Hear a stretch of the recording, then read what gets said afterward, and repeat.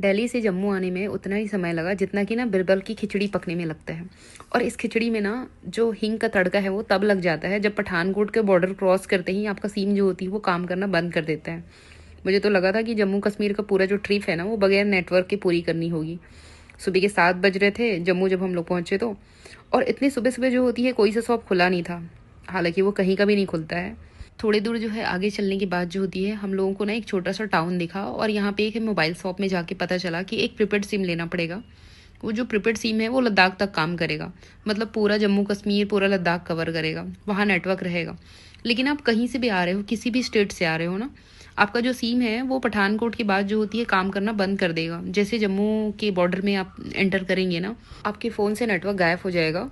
आप ना किसी भी स्टेट से आ रहे हो, कि कौन सा भी सिम चला रहे हो, कोई सा भी नेटवर्क हो, वहाँ पे एग्जैक्टली जो होती है पहुँचने के बाद जो होती है आपका फ़ोन से जो होती है नेटवर्क गायब हो जाएगा। वहाँ पे आसपास सिम मिलता है, लेकिन आप किस टाइम पहुँच रहे हो वो डिपेंड करता है। जैसे आप अर्ली मॉर्निंग पहुँच रहे हो तब भी शॉप बंद रहेगा, या फिर लेट नाइट जा रहे हो तब भी से। तो उस टाइम पे या तो जो होती है आप वहीं आसपास स्टे कर लो, या दूसरा ऑप्शन ये है कि जो है कि किसी से पूछते पूछते चले जाओ, या कार का जीपीएस यूज़ कर सकते हो। जितनी भी ट्रैवल वीडियो डले हुए हैं ना उसमें ये बताया गया है कि ऑटो कैब या बस लेके जो होती है आप पहलगाम चले जाओ, सोनमर्ग चले जाओ, या फिर जो होती है गुलमर्ग चले जाओ। ये सब तो ठीक है, लेकिन सबसे जो इंपॉर्टेंट चीज़ है ना वो है आपका नेटवर्क।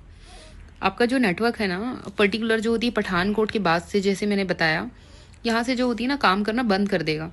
तो उस टाइम पे ना आपके पास ना कुछ ऑप्शन नहीं बचता है। आपके पास एक ही ऑप्शन है कि एक आग जो भी कोई लोकल शॉप मिले वहाँ से कोई सा भी सिम मिल रहा है ना वो आप सिम ले लो। मॉर्निंग में जो होती है 9 बजे के आसपास जो होती है शॉप ओपन हो जाता है, और वहाँ जाके आपको जो भी पसंद हो, एयरटेल, जियो या जो भी नेटवर्क, या फिर वहाँ पे जो भी सिम अवेलेबल है सबसे पहले आप वो ले लो। 100 रुपीज़ का मिलेगा और उसमें आपको रिचार्ज कराना पड़ेगा। डिपेंड करता है कि आपको कैसा वाला प्लान पसंद है। मतलब अगर 299 का करा रहे हो तो डेफिनेटली 400 का सिम आ जाएगा। और दूसरा ऑप्शन आपके पास ये है कि आप ना एक 500 का सिम आता है, आप वो ले सकते हो जिसमें अनलिमिटेड नेट फ्री है, 5G आप कितना भी यूज़ कर लो। जो 500 वाला सिम है ना इसमें कोई लिमिटेशन नहीं है कि 1 GB पर डे के हिसाब से यूज़ करना है या 1.5 GB पर डे के हिसाब से करना है। इसमें आप अनलिमिटेड नेट यूज़ कर सकते हो, बशर्ते आप जहाँ पे हो वहाँ पे 5G नेटवर्क मिल रहा हो। क्योंकि कश्मीर में बहुत सारी ऐसी जगह है जहाँ पे तो नेटवर्क भी नहीं था, और कहीं कहीं पे था भी तो 5G तो नहीं था। तो हम लोगों को वो वर्थ इट नहीं लगा कि 500 का हमने सिम लिया है और हमने सोचा था कि नेट जो होती है अनलिमिटेड यूज़ करेंगे। तो लेने से पहले जो होती है ना आप एक बार ये भी सोचना, क्योंकि जो अनलिमिटेड है ना वो बहुत सारी जगह में पहली बात आपको लिमिटेड यूज़ करने को भी नहीं मिलेगा। और ये जो 500 वाला सिम है ना उसमें एक और प्रॉब्लम लगा, जैसे कि कॉलिंग तो 15 मिनट में स्टार्ट हो गया था, हम कॉल कर पा रहे थे, लेकिन इसमें नेट एक्टिवेट होने में ना पूरे 24 आवर्स लग गए।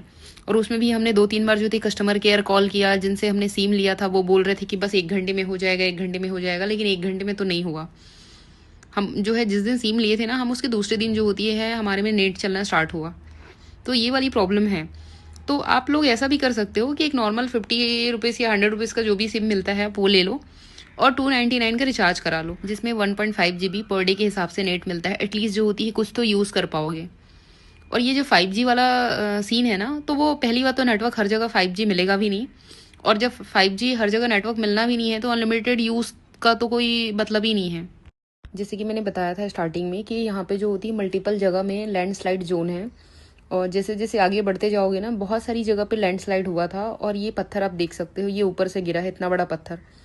तो अगर नाइट में कोई क्रॉस कर रहा होगा और उस टाइम पे लैंडस्लाइड हो जाए और ऐसे पत्थर अगर कहीं पे गिर रहा हो तो फिर तो दिक्कत है। तो अगर आप लोग भी जो होती है रोड ट्रिप करने का प्लान बना रहे हो और इस रूट से आ रहे हो तो नाइट में जो होती है ना ट्रैवल अवॉइड करना, क्योंकि मल्टीपल जगह में जो होती है ना लैंडस्लाइडिंग का जो होती है रिस्क तो है कि अगर आप वहाँ से ट्रैवल कर रहे हो और ऊपर से कुछ भी गिर गया तो नाइट में वैसे भी आसपास कुछ दिखता नहीं है ना, मतलब कि अगल बगल में कैसा है, कहाँ पे लैंडस्लाइड जोन है, वहाँ उस टाइम पे सिर्फ रोड दिखता है। और डे में एटलीस्ट जो होती है थोड़ी सी प्रिडिक्शन कर सकते हो कि अच्छा सामने ऐसा कुछ हो रहा है या थोड़ा बहुत अगर गिर रहा है तो हम या तो रुक जाएं या थोड़ा वेट कर लें। अगर आप लोग भी बाई रोड आने का सोच रहे हो ना तो इस रूट में जो होती है नाइट में ट्रैवल अवॉइड करना।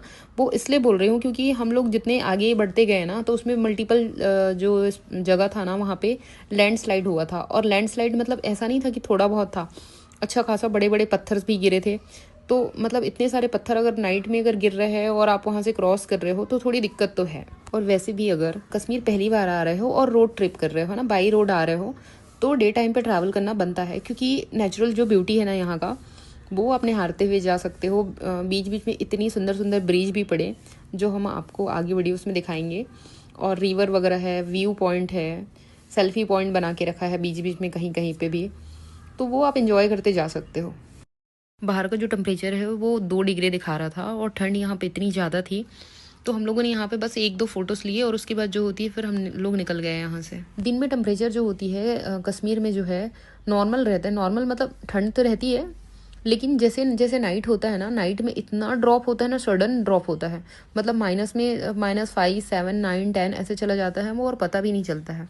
जम्मू में तब भी टेम्परेचर जो है वो थोड़ा मॉडरेट है कंपैरिजन श्रीनगर के। लेकिन श्रीनगर में भी ना ठंड तो है, लेकिन सबसे ज़्यादा ठंड जो है ना वो गुलमर्ग और सोनमर्ग में मिलेगा आपको, क्योंकि वहाँ पे पहली बार तो हैवी स्नोफॉल हो रहा था हम लोग जब गए थे तो, और टेम्परेचर जो है माइनस में था वो। और रही बात सेफ्टी की, तो आपको यहाँ पे डरने की ज़रूरत नहीं है, बहुत ही सेफ़ और सिक्योर है। हर जगह आपको आर्मी के लोग दिखेंगे, हर एक चेक पोस्ट में दिखेंगे। और ये जैसे आप देख सकते हो आर्मी की गाड़ियाँ इतनी सारी मूव कर रही हैं इधर से उधर, है ना। हम लोगों ने लेट नाइट भी ट्रैवल किया है और हमें तो ऐसे कोई दिक्कत नहीं आया, कहीं पे भी कोई दिक्कत नहीं आई। बस जब नाइट में आप ट्रैवल करते हो ना, तो सबसे जो बड़ी प्रॉब्लम है ना वो लैंडस्लाइड का ही है, क्योंकि इतने सारे बड़े बड़े पत्थर जो होते हैं रास्ते में गिरे थे ना, तो दिमाग में आ रहा था कि अगर चलो डे है ना तो ऐसे दिखता है कि कहीं से थोड़ी बहुत लैंडस्लाइड हो रही है और आप थोड़ा सा पीछे हट जाओ, या फिर उस टाइम पे आप रोड क्रॉस ना करो।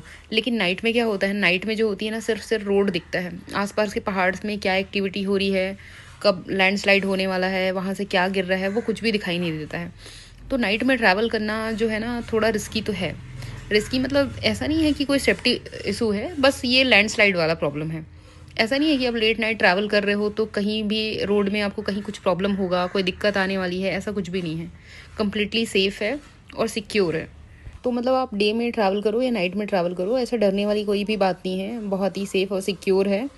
आपको पूरे रास्ते में जो होती है ना, कहीं पे भी खाने पीने की भी कोई दिक्कत नहीं आने वाला है, पेट्रोल पंप भी जगह जगह पे है।